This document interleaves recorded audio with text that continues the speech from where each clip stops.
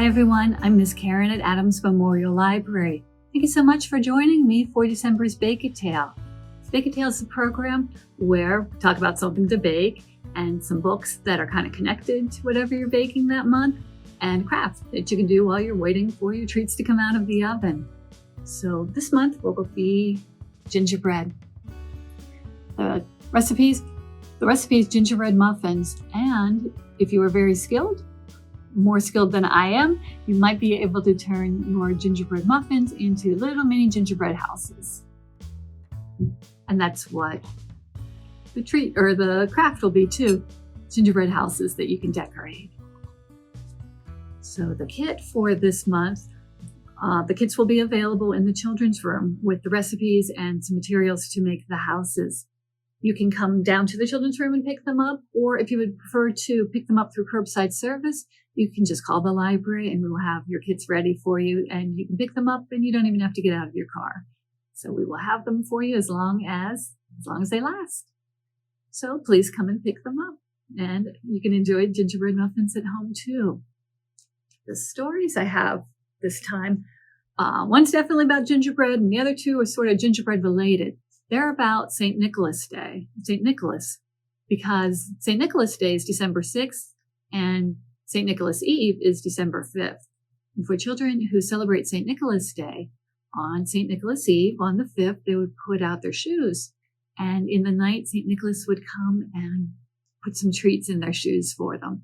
Maybe some fruit or some nuts, maybe a little small toy, or maybe some gingerbread. So that's what connected those stories to gingerbread in my head. You can decide when you read them if you think the gingerbread connected to. This first one's definitely about gingerbread. Gingerbread Baby by Gingerbread. And this is the first in the Gingerbread Baby series. This is the original one.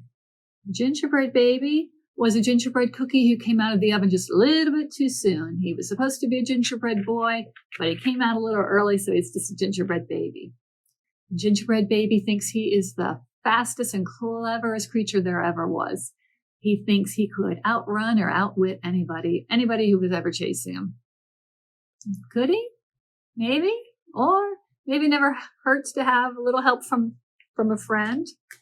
Maybe his friend Maddie, who was the one who baked him. Maddie's also good at making gingerbread houses. The two St. Nicholas stories are called The Baker's Dozen, A St. Nicholas Tale, and The Gift from St. Nicholas. The Baker's Dozen was written by Aaron Shepard, and the illustrations are by Wendy Edelson.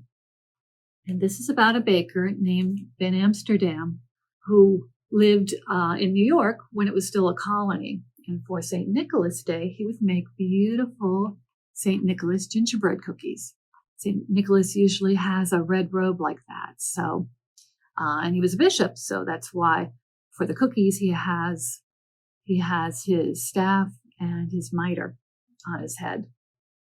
But in this story, Van Amsterdam is a very good baker, so people come to his bakery all the time to get his wonderful baked goods, and he is very proud of himself for being very honest. He always gives his customers exactly what they pay for. He doesn't cheat them. He gives them no more, no less than what they pay for.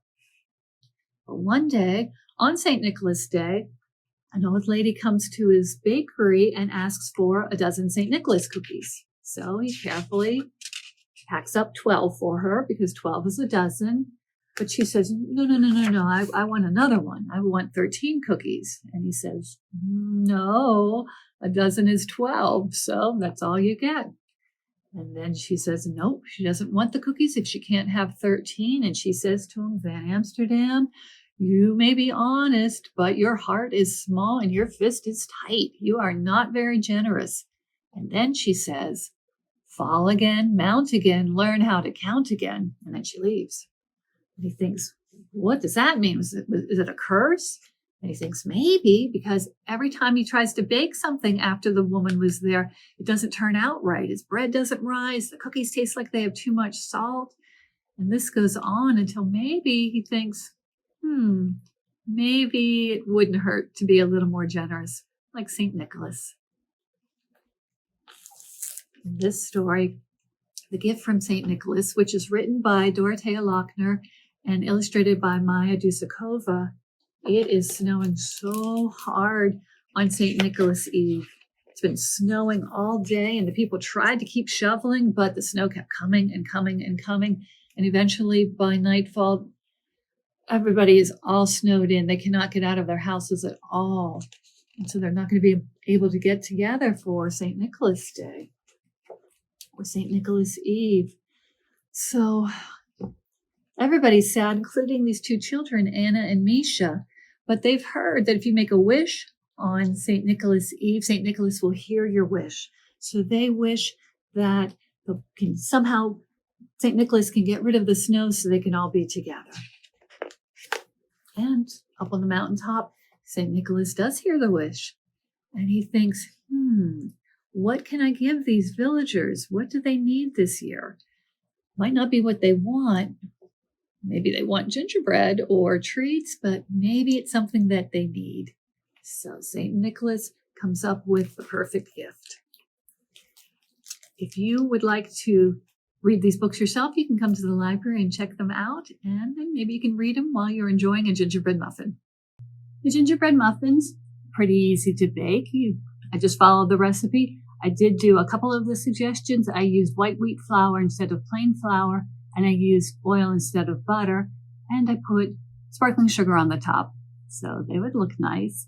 But it's a pretty standard recipe. You just mix everything together and put them in your muffin tins and bake them.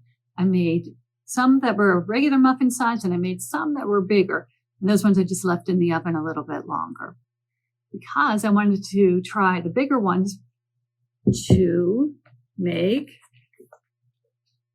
these. They're called fairy garden cottages, but in my head, they look like gingerbread houses.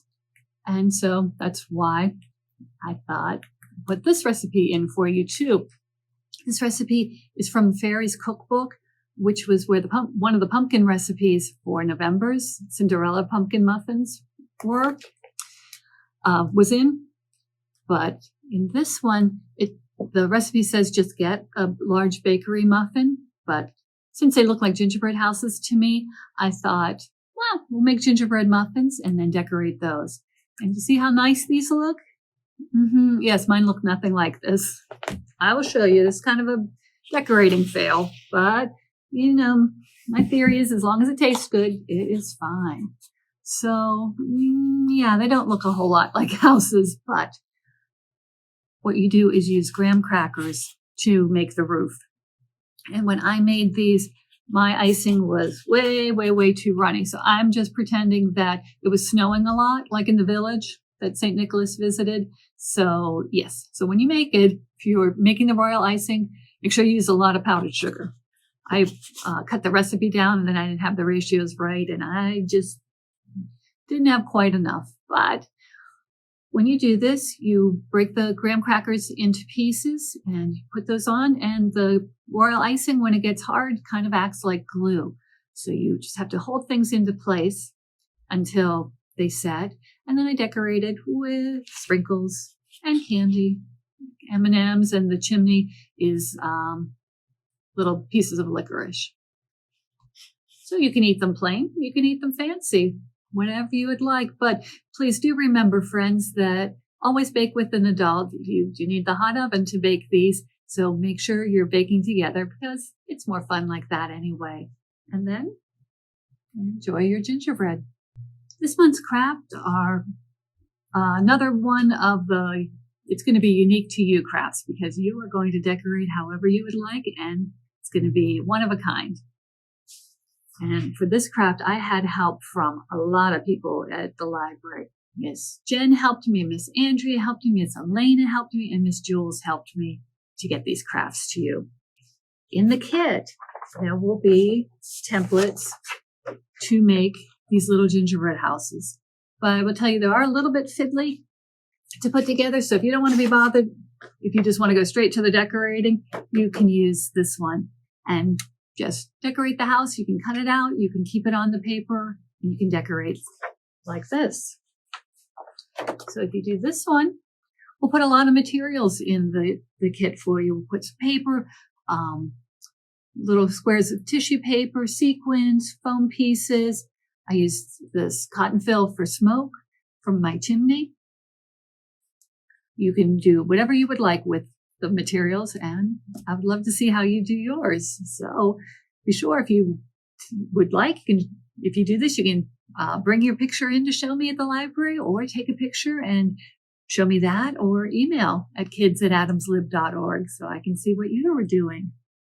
But in this one, if you do the sequence, I used a tip from Red Ted Art we've used before, and Miss Maggie from Red Ted Art says if you're using sequins, put on a lot of glue and then put the sequins in place, and then take something like a ruler, something that's really firm, and push down really hard on top of the sequins so they will really press into the glue and the paper and then be less likely to fall off. So that's what I did. And so far, I think I've lost one so far, but most of them are sticking pretty well.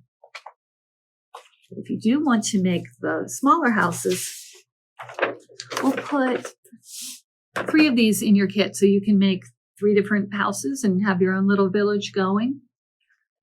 We tried to make this as big as possible so it would still fit on one page. And a couple of the little lines got lost when it was copied. So you're just going to cut everything out and make sure you just go, the line's missing, but just go right to the edge. You can cut down here and then cut to the edge of the paper there, and then cut to the edge of the paper here. This part is the house and this part is the roof. So it'll end up like these. When you cut it out, you will see that there are lines on it, and the dotted lines are mostly to show you where to fold. So we'll cut out all around the outside, but don't cut any of these things apart. Well, if you do, you tape it back together, but you want this all to be in one piece, like this. When I folded mine, I first folded it so I could see on the lines, so I could see them, but I decided I wanted those to be on the inside. We have an extra line on here that if you want it to show, that's fine. You can use that as part of your decorations and make that on the outside. Or if you don't want it to show, you can do it the other way and put the lines on the inside of the house where you won't see it. You can color anything you would like on here when it's still flat, or you can do it while you put it together, whichever you'd prefer. But when you're ready to put it together, you'll use a lot of glue to try to hold it on. You can use your glue stick that's in the kit. I found it worked best to put glue on the flap and on this paper where the flap is going to go. That's what these are. These are all the flaps that will hold the parts together. So when you do the body, the bottom of the house, put glue on this flap and then put glue on this paper and then line them up and you have to hold it together. It might be easier to have 2 people do this. So somebody can glue and somebody can hold it on, because you have to hold it a little bit till the glue starts to set. Once you've done that part, you'll have all these flaps at the top. That's what's going to hold on your roof. You take this rectangle, when you cut that out, you just fold it in half and it goes right on top like this. It might be a little bit easier to do one side at a time. So again, put a lot of glue on the flaps, and then you can put some glue on the edge of the roof part too, and hold that on. If you have an adult or somebody whose hand is a little bit longer, it helped a little bit to put your hand on the inside and try to hold the flaps in place that way, so you can put pressure on the flaps and on the roof part. You just need to hold it a little bit, and then once the glue starts to set, it'll all hold together. And after that, there's nothing left to do but decorate. Just want to put some rickrack on and some pieces. I gave it little windows, door, You decide how you want to decorate. However you want to do it is great. They're your houses and you can decorate them however you would like. And again, I would love to see it. You can always bring it in, show me, send me a picture. I'd love to see what you do. But I hope you have fun making the houses and decorating them. And it'll add to your holiday decor. If you can come in and get the kit, please come in to the children's room or pick it up through curbside service. If you're not able to come in for the kit, you can email me at kids@adamslive.org, and I'd be happy to send you the recipes and the templates, so you can do this at home, even if you don't have a kit. So friends, thank you very, very much for watching. Thanks for joining me. I hope you have a wonderful holiday season. Merry Christmas, happy St. Nicholas Day, and I will see you again in January for another Bake It Tale. Thank you, everybody. Bye-bye.